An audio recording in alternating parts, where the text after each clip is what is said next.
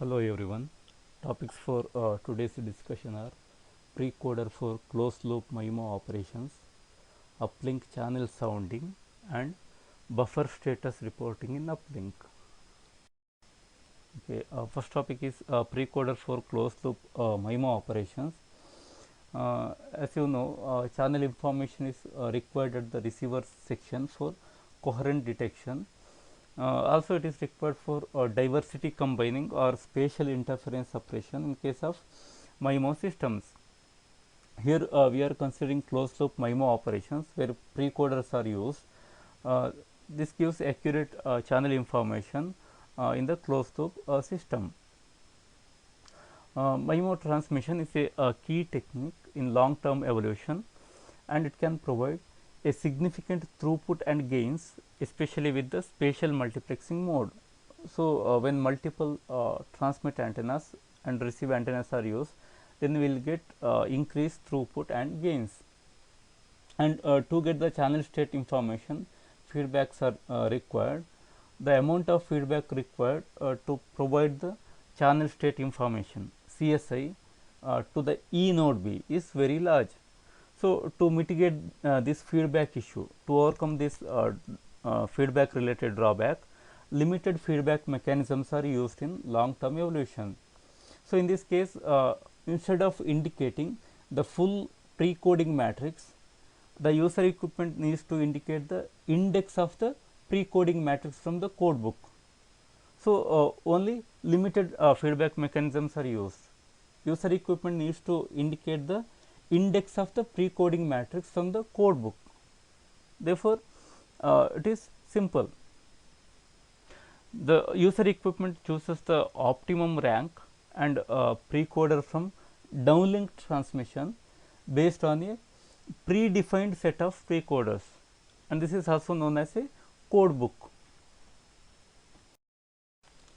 Okay, rank indication is reported by the user equipment to indicate the number of layers, that is how many number of data streams are used in the spatial multiplexing. And for closed loop MIMO modes, the preferred precoding matrix in the predefined code book needs to be reported. This is provided by the precoding matrix indication, and in this case the transmission modes are 4, 5 and 6. Okay, next is precoder estimation for multi-carrier systems.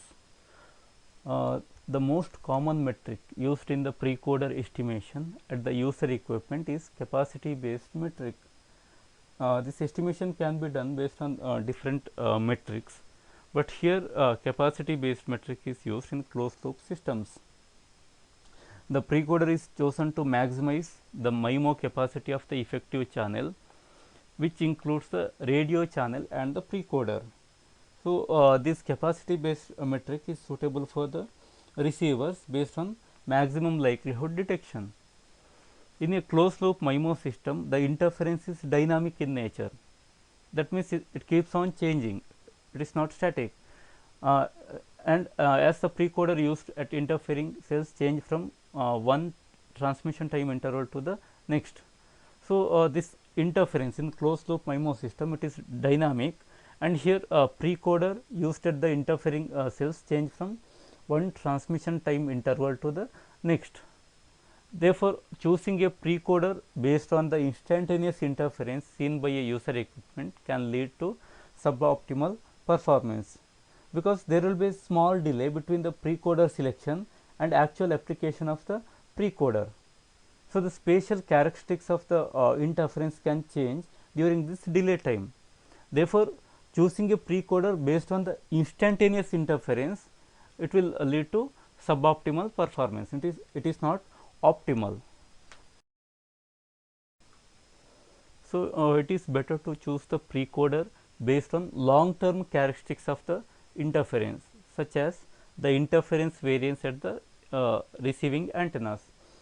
So, as we discussed previously, due to dynamic nature of the instantaneous interference, we will get only suboptimal performance. Therefore, for optimal performance, we can go for long term characteristics of the interference. And if you consider Lth subcarrier, then the achievable rate for minimum mean square error receiver is given by this equation, RL equal to summation k equal to 1 to capital M log of 1 plus SINR k. So, here capital M depends on the number of layers, and this varies from 1 to 4, and capital H is the channel matrix and F is a pre-coding matrix. Okay, for a multi-carrier system, the sum capacity over a subband with n subcarrier is given by this equation, R sum equal to summation L equal to 1 to n RL. Previous equation gives the achievable rate for single subcarrier, but here we have considered n number of subcarriers, therefore summation is used. The precoder is chosen to maximize R sum for a given subband or the entire bandwidth. So, it depends on whether we are using subband precoding matrix indication or wideband PMI is used. PMI is precoding matrix index. For the multi-user MIMO mode, the rank 1 precoder of the single user MIMO mode is applied. The E node B schedules two user equipments with orthogonal precoders and similar channel quality indication level on the same radio resources. Next, we will discuss the feedback of precoding matrix index and rank index. Okay, next is precoding matrix index and rank indication feedback. The rank index report is determined from the supported set of rank indication values for the corresponding E node B and the user equipment antenna configuration. So, based on the antenna configuration used in the base station or E node B and the user equipment, this rank indication values are determined. So, here the mapping between RI bits and the channel rank is shown in the table, and the rank indication value it can be either 1 or 2 for 2 antenna ports, and value can be from 1 to 4 in case of 4 antenna ports. So, as you can see in the table, single bit representation is used for 2 antenna ports. So, here you can see that RI bits 0 and 1, it represents channel rank 1 and 2 in case of 2 antenna ports, and in case of 4 antenna ports 2 bit representation is used. So, 0 0, 0 1, 1 0 and 1 1. So, this represents channel rank 1, 2, 3 and 4 respectively. So, number of bits used, it depends on how many number of ports are used, antenna ports are used in E node B and antenna configuration. Okay, basically user equipment will report rank indication for both open loop and closed loop MIMO modes. And for the closed loop spatial multiplexing or MIMO system, the rank indication report together with the PMI informs the E node B to select the suitable precoder. So, in case of closed loop spatial multiplexing, both rank indication report and PMI are used at the E node B to select the required precoder.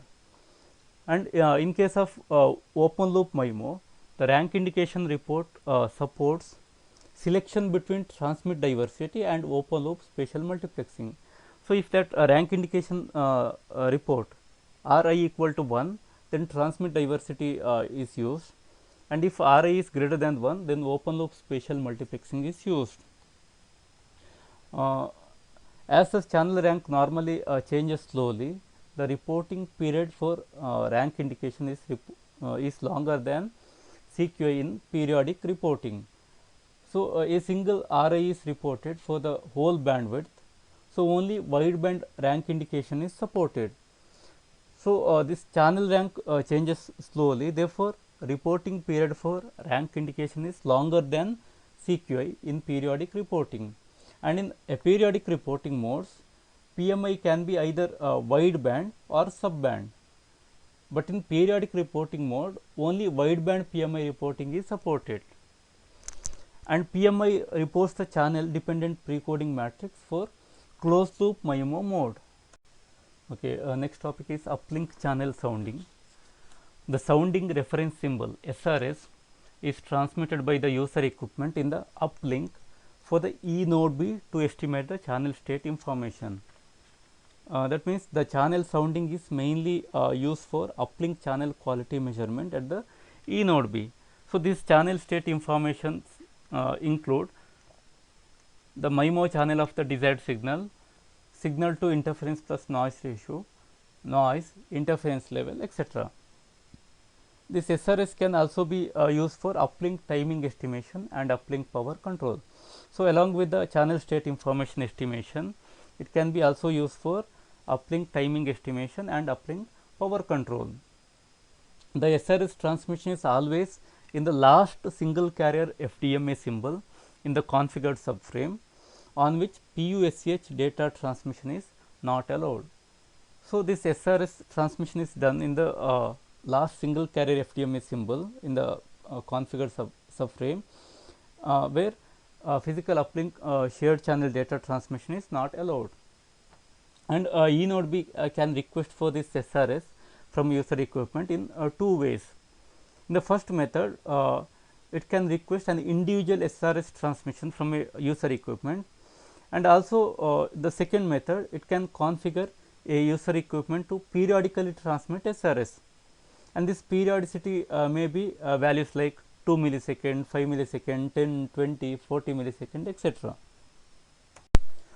Okay, the user equipment specific SRS parameters include the starting physical resource block assignment, duration of SOS transmission, periodicity and subframe offset, SRS bandwidth, and finally frequency hopping bandwidth and cyclic shift. So, these 5 parameters are configured by the higher layers, and a user equipment shall not transmit SRS in the following scenarios. If SRS and physical uplink control channel format 2A 2B transmissions happen to coincide in the same subframe. So, if both SRS and physical uplink control channel format transmission coincide in the same subframe, then user equipment will not transmit SRS. And whenever SRS and acknowledgement, negative acknowledgement or positive SRS transmission happen to coincide in the same subframe. So, in this case also user equipment should not transmit SRS. If the user equipment has two transmit antennas, then it will alternate between two antennas after transmitting the SRS. Okay, next topic is buffer status reporting in uplink. A buffer status report BSR is sent from the user equipment to the serving E node B to provide information about the amount of pending data in the uplink buffer of the user equipment. So, user equipment sends this BSR report to the E node B, and using this E node B, it gets information related to amount of pending data in the uplink buffer, and the buffer status along with other information such as priorities allocated to different logical channels is useful for the uplink scheduling process. So, this BSR it is also required for uplink scheduling process. In this scheduling process, this information is used to determine which user equipment or logical channel should be granted radio resources at a given time instant. Okay, next here we will see what are the events or conditions that will trigger the buffer status reporting. There are 5 events. First one is regular BSR. Here uplink data for a logical channel becomes available for transmission, and the data belongs to a logical channel with higher priority logical channels. So, whenever uplink data is available for transmission in any logical channel with higher priority, right, then regular BSR will be triggered. Also, there is one more possibility. There may be no data available for transmission for any of the logical channel, then also regular BSR will be triggered. And second type is padding BSR. Here uplink resources are allocated and number of padding bit is equal to or larger than the size of the BSR MAC control element. In this case, padding BSR will be triggered. Next, third event is a serving cell change occurs. then again regular BSR will be triggered. And fourth one is the retransmission BSR timer expires and the user equipment has data available for transmission. So, here regular BSR is triggered. And then last one is periodic BSR. Here BSR timer expires. So, whenever BSR timer expires, then again there will be periodic BSR. Therefore, there will be a regular BSR, periodic BSR or padding BSR based on the events. So, there are 5 events which will trigger this BSR reporting, and the buffer status is reported on a per radio bearer group basis. So, this status is reported for individual radio bearer group, and this radio bearer it transfers data between a user equipment and the EUTRAN network, and it is mapped to a logical channel. And this radio bearer group means it is a group of radio bearers with similar quality of service requirements, and it belongs to the same quality of service class identifier. So, this buffer status it is reported on a per radio bearer group basis. Okay, next there are two BSR formats used in the LT uplink, short BSR and long BSR. Basically, short BSR reports only one radio bearer group, and long BSR it reports multiple radio bearer groups. Here we will see how to select these formats based on the BSR type, like regular, periodic and padding BSR. In regular and periodic BSR, if more than one radio bearer group has data available for transmission in the transmission time interval where the BSR is transmitted, then long BSR is reported. That means, if multiple radio bearer group has data for transmission, then use long BSR. If only one radio bearer group has data available for transmission, then use short BSR. And for padding BSR, there are two cases. First one is when the number of padding bits is equal to or larger than the size of the short BSR plus its subheader, but smaller than the size of the long BSR plus its subheader. That means, whenever number of padding bit is in between short BSR and long BSR, then truncated BSR with the highest priority logical channel is reported if more than one logical channel group has buffer data. If only one logical channel group has buffer data, then use short BSR. Next, second case is if the number of padding bit is equal to or larger than the size of the long BSR plus its subheader, then long BSR is reported. So, it depends on the length of the padding bit. Okay, when the BSR procedure determines that at least one BSR has been triggered, and then if the user equipment has been allocated uplink resources, a buffer status report is transmitted. So, that means a buffer status report is transmitted whenever at least one BSR is triggered and user equipment has been allocated uplink resources. If a regular BSR is triggered and the user equipment has no allocated uplink resource, then a scheduling request for a BSR transmission is triggered.